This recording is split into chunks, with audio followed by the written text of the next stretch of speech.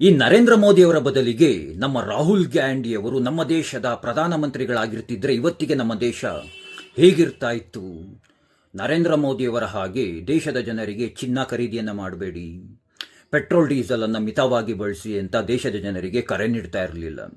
ಬದಲಿಗೆ ನಮ್ಮ ರಾಹುಲ್ ಗಾಂಧಿಯವರು ತಮ್ಮ ಅತಿ ಬುದ್ಧಿವಂತಿಕೆಯಿಂದ ದೇಶದಲ್ಲಿರುವಂತಹ ಎಲ್ಲ ರೈತರಿಗೂ ಆಲೂಗೆಡ್ಡೆಯನ್ನು ಬೆಳೆಯೋದಕ್ಕೆ ಕರೆಯನ್ನು ನೀಡ್ತಾ ಇದ್ರು. ದೇಶದಲ್ಲಿರುವಂತಹ ಎಲ್ಲ ರೈತರಿಗೂ ಆಲೂಗೆಡ್ಡೆಯನ್ನು ಬೆಳೆಯೋದಕ್ಕೆ ಕರೆಯನ್ನು ಕೊಟ್ಟು ಆಲೂಗೆಡ್ಡೆಯಿಂದ ಚಿನ್ನ ತಯಾರಿಸುವಂತಹ ಯಂತ್ರವನ್ನು ಖರೀದಿಯನ್ನು ಮಾಡೋದಕ್ಕೆ, ಆ ಯಂತ್ರವನ್ನು ಖರೀದಿಯನ್ನು ಮಾಡೋದಕ್ಕೆ ಹಣವನ್ನು ಹೊಂದಿಸೋದಕ್ಕೆ ಇಟಲಿ ದೇಶಕ್ಕೆ ಹೋಗ್ತಾ ಇದ್ರು, ಮಲೇಷ್ಯಾಕ್ಕೆ ಹೋಗ್ತಾ ಇದ್ರು, ಥೈಲ್ಯಾಂಡ್ಗೆ ಹೋಗ್ತಾ ಇದ್ರು. ಈ ಎಲ್ಲ ದೇಶಗಳಿಗೆ ಹೋಗಿ ಆ ಯಂತ್ರವನ್ನು ಖರೀದಿಯನ್ನು ಮಾಡೋದಕ್ಕೆ ಹಣವನ್ನು ಸಂಗ್ರಹಣೆಯನ್ನು ಮಾಡಿ ಹಣವನ್ನು ಹೊಂದಿಸಿ ಆ ಹಣವನ್ನು ತೆಗೆದುಕೊಂಡು ಚೀನಾಕ್ಕೆ ಹೋಗಿ ಚೀನಾ ದೇಶದಲ್ಲಿ ಆಲೂಗೆಡ್ಡೆಯಿಂದ ಚಿನ್ನ ತಯಾರಿಸುವಂತಹ ಯಂತ್ರವನ್ನು ಖರೀದಿಯನ್ನು ಮಾಡಿ ಆ ಯಂತ್ರವನ್ನು ನಮ್ಮ ದೇಶಕ್ಕೆ ತಂದು ನಮ್ಮ ದೇಶದಲ್ಲಿರುವಂತಹ ರೈತರಿಗೆ ನೀಡಿ ದೇಶದ ಆರ್ಥಿಕ ಸಮಸ್ಯೆಯನ್ನೆಲ್ಲ ಬಗೆಹರಿಸ್ಕೊಡ್ತಾ ಇದ್ರು ನಮ್ಮ ಅತಿ ಬುದ್ಧಿವಂತ ರಾಹುಲ್ ಗಾಂಧಿಯವರು. ಅಯ್ಯೋ ನಿಮ್ಮ ಮುಖಗಳಿಗೆ ಪೆಟ್ರೋಲ್ ಆಗಿರ್ಬೋದು, ಡೀಸೆಲ್ ಆಗಿರ್ಬೋದು, ಬೆಲೆ ಯಾಕೆ ಹೆಚ್ಚಾಗುತ್ತೆ, ಅದರ ಮೂಲ ಏನು ಅಂತ ಅಂದ್ಬಿಟ್ಟು ಏನಾದ್ರೂ ಗೊತ್ತಿದೆಯಾ? ಅದಕ್ಕೆ ಕಾರಣ ಏನು ಅಂತ ಏನಾದ್ರೂ ಗೊತ್ತಿದೆಯಾ? ಅಟ್ಲೀಸ್ಟ್ ಹೋಗಲಿ ಡಿಮ್ಯಾಂಡ್ ಆ್ಯಂಡ್ ಸಪ್ಲೈ ಅಂದರೆ ಏನಾದ್ರೂ ಗೊತ್ತಿದೆಯಾ? ನಮ್ಮ ದೇಶದಲ್ಲಿ ಪೆಟ್ರೋಲ್ ಆ್ಯಂಡ್ ಡೀಸೆಲ್ಗೆ ತುಂಬ ಡಿಮ್ಯಾಂಡ್ ಇದೆ, ಬಟ್ ಸಪ್ಲೈ ಇಲ್ಲ. ಯುದ್ಧದ ಕಾರಣದಿಂದಾಗಿ ನಮ್ಮ ದೇಶಕ್ಕೆ ಕಚ್ಚಾ ತೈಲ ಅಂತ ಏನು ಹೇಳ್ತೀವಿ, ಕ್ರೂಡ್ ಆಯಿಲ್ ಅಂತ ಏನು ಹೇಳ್ತೀವಿ, ಅದು ಬರ್ತಾ ಇಲ್ಲ. ಇವಾಗೇನು ಭಾರತ ಯುದ್ಧ ಮಾಡಿ ಅಥವಾ ಯುದ್ಧಕ್ಕೆ ಎಂಟ್ರಿ ಆಗಿ ಏನು ಕ್ರೂಡ್ ಆಯಿಲ್ ತುಂಬಿಕೊಂಡಿರುವಂತಹ ಅದು ಏನೋ ಕಚ್ಚಾ ತೈಲ ತುಂಬಿರುವಂಥ ಹಡಗುಗಳನ್ನ ಕರ್ಕೊಂಬಂದ್ಬಿಡೋಕ್ಕಾಗುತ್ತಾ? ಅದು ಸಾಧ್ಯವಾಗುತ್ತಾ? ಸ್ವಲ್ಪ ತಲೆಯಲ್ಲಿ ಬುದ್ಧಿವಂತಿಕೆ ಇತ್ತು, ಅಟ್ಲೀಸ್ಟ್ ಒಂದು 20 ರೂಪಾಯಿದು 30 ರೂಪಾಯಿಂದು ಅಟ್ಲೀಸ್ಟ್ ಒಂದು 2 ಗ್ರಾಮ್ ಬುದ್ಧಿ ಇದ್ದರೆ ಒಂದು ಸ್ವಲ್ಪ ಯೋಚನೆಯನ್ನು ಮಾಡಿ ನೋಡಿ, ಹಡಗುಗಳನ್ನು ಕರ್ಕೊಂಬರೋದಕ್ಕೆ ಸಾಧ್ಯ ಆಗುತ್ತಾ?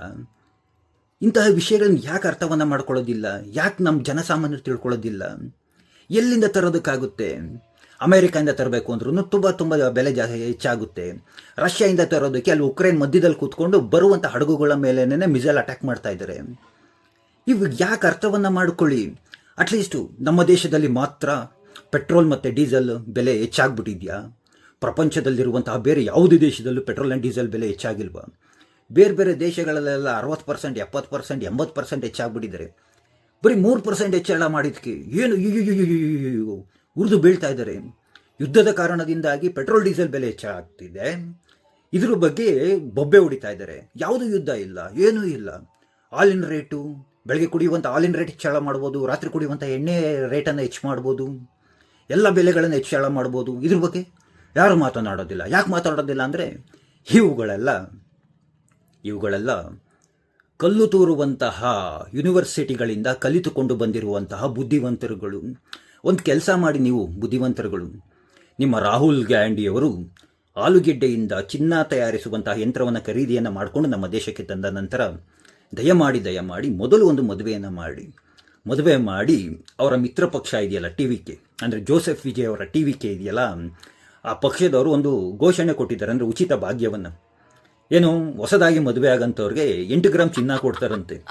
ಮೊದಲ ಫಲಾನುಭವಿ ನಿಮ್ಮ ಪ್ರೀತಿಯ ಹೆಮ್ಮೆಯ ಘನತೆತ್ತ ರಾಹುಲ್ ಗಾಂಧಿಯವರೇ ಆಗಬಹುದು. 8 ಗ್ರಾಮ್ ಚಿನ್ನ ಕೊಡೋದಕ್ಕೆ ಬೇಕಲ್ಲ. ಹೇಗೋ ಆಲೂಗೆಡ್ಡೆಯಿಂದ ಚಿನ್ನ ಹಿಂಗೆ ಬರ್ತಾ ಇರುತ್ತೆ, ಹಿಂಗೆ ತೆಗೆದು 8 ಗ್ರಾಮ್ ನೀಡ್ತಾ ಇರೋಂತಹದ್ದು. ದಯಮಾಡಿ ದೇಶದ ಜನತೆ ಅರ್ಥವನ್ನು ಮಾಡ್ಕೊಳ್ಳಿ. ಆ ಪುಣ್ಯಾತ್ಮ ನರೇಂದ್ರ ಮೋದಿಯವರು ಇರೋದಕ್ಕೆ ಹೇಗೋ 3 ರೂಪಾಯೋ 4 ರೂಪಾಯೋ ಹೆಚ್ಚಾಗ್ತಾ ಇದೆ ಅಷ್ಟೇ. ಬೇರೆ ದೇಶಗಳ ರೀತಿಯಾಗಿ ಆಗ್ಬಿಟ್ಟಿದ್ದಿದ್ರೆ ದೇಶದ ಜನತೆ ಬೀದಿಲಿ ಬಿದ್ದು ಬಿಡ್ತಾ ಇದ್ರು, ತಿನ್ನೋದಕ್ಕೆ ಅನ್ನ ಇರ್ತಿರಲಿಲ್ಲ. ಇವತ್ತು ಆ ಪುಣ್ಯಾತ್ಮ ಇರೋದಕ್ಕೆ ಏನು ಬದುಕ್ತಾ ಇದ್ದೀವಿ. ನಾವುಗಳೆಲ್ಲ 2014 ಹಿಂದೆ ದೇಶ ಹೇಗಿತ್ತು, 2014 ನಂತರನೂ ಹೇಗಿದೆ ಎಲ್ಲ ನೋಡಿರೋಂಥವ್ರು. ಕಂಡಲ್ಲಿ ಬಾಂಬ್ಗಳು ಬ್ಲಾಸ್ಟ್ ಆಯ್ತಾ ಇದ್ದು, ಕಂಡಲ್ಲಿ ಟ್ರೈನಲ್ಲಿ, ಬಸ್ ಸ್ಟ್ಯಾಂಡ್ಗಳಲ್ಲಿ. ಯಾಕೆ ಎಲ್ಲ ಮರ್ತು ಬಿಟ್ಟಿದ್ದೀರಾ? ಇದನ್ನೆಲ್ಲ ನೆನಪಿಸ್ಕೊಳ್ಳಿ, 2014 ಹಿಂದೆ ಹೇಗಿತ್ತು ಅಂತ. ಇಂತಹ ಪ್ರಧಾನಮಂತ್ರಿಗಳನ್ನು ಪಡೆದಿರೋದಕ್ಕೆ ನಾವು ಪುಣ್ಯನ ಮಾಡಿರಬೇಕು. ಇಂತಹ ಪ್ರಧಾನಮಂತ್ರಿಗಳು ಮತ್ತೆ ನಿಜವಾಗ್ಲೂ ನಮ್ಗಳು ಸಿಗೋದಿಲ್ಲ ಅಂತ ಹೇಳ್ತಾ, ಆ ಕೃಷ್ಣ ಎಲ್ಲರಿಗೂ ಒಳ್ಳೆಯದನ್ನು ಮಾಡಲಿ. ಇಂತಹ ಸಂತತಿಗಳಿದಾವಲ್ಲ, ಇವರ ವಂಶಸ್ಥರ ಅಭಿಮಾನಿಗಳು ತಲತಲಾಂತರದಿಂದ ಇವರ ತಾತ, ಇವರ ಅಪ್ಪ, ಈಗ ಇವರು ಮುಂದೆ ಇವ್ರ ಮಕ್ಕಳನ್ನು ಇವ್ರ ವಂಶಕ್ಕೆ ಗುಲಾಮಗಿರಿ ಮಾಡ್ತಾನೆ ಇರ್ತಾರೆ. ಇಂಥವ್ರ ಬಗ್ಗೆ ತಲೆ ಕೆಡಿಸ್ಕೊಡ್ಬಲಿ, ಇಂಥವ್ರಿಗೆ ಒಂದು ಸ್ವಲ್ಪ ಬುದ್ಧಿ ಬರಲಿ ಅಂತ ಹೇಳ್ತಾ ಮತ್ತೊಮ್ಮೆ ಕೃಷ್ಣ ಎಲ್ಲರಿಗೂ ಒಳ್ಳೇದು ಮಾಡಲಿ ಅಂತ ಕೇಳ್ಕೊಳ್ತಾ ಎಲ್ರಿಗೂ ಧನ್ಯವಾದಗಳು. ಜೈ ಶ್ರೀಕೃಷ್ಣ.